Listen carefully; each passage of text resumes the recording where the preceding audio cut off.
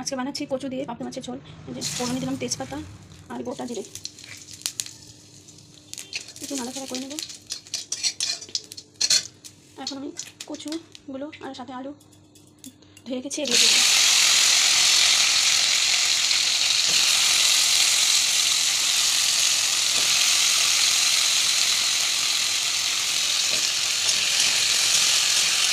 এখানে মাছগুলো ভেজে রেখে দিয়েছি,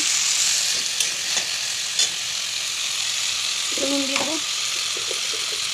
কচু দিয়ে পাবদা মাছের ঝোল কোনোদিনও করিনি, ভালো আজকে করে দেখি কেমন লাগে খেতে। খুব ইচ্ছে করছিল মনে হচ্ছিল কচু দিয়ে করে দেখি কেমন লাগে। নুন দিয়ে দিলাম,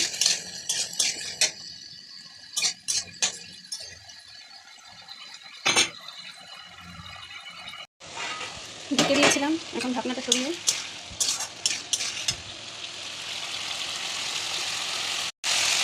পরিমাণ মতো হলুদ দিয়ে দেবো, হলুদ দিয়ে দিলাম আর একটু লঙ্কার গুঁড়ো দিয়ে দেবো।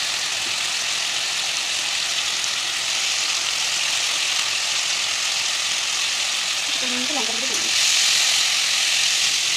একটু নাড়াচাড়া করে দিলাম।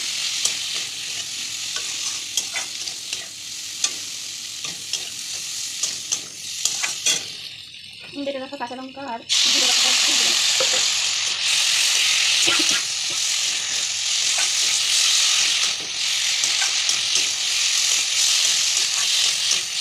এটা কষে করে তরকারিটা কষে এসেছে। এখন একটু পরিমাণ মতো জল দিয়ে দেবো।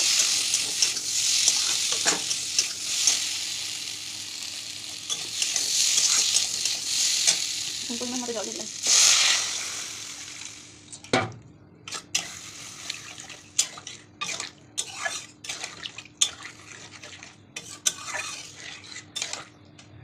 আর একটু জল দিয়ে দেবো, ঝোলটা চাই হোক।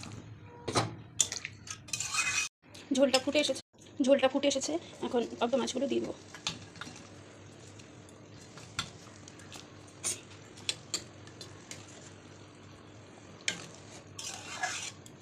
আর একটু ফুটে এলে নামিয়ে ফেলবো।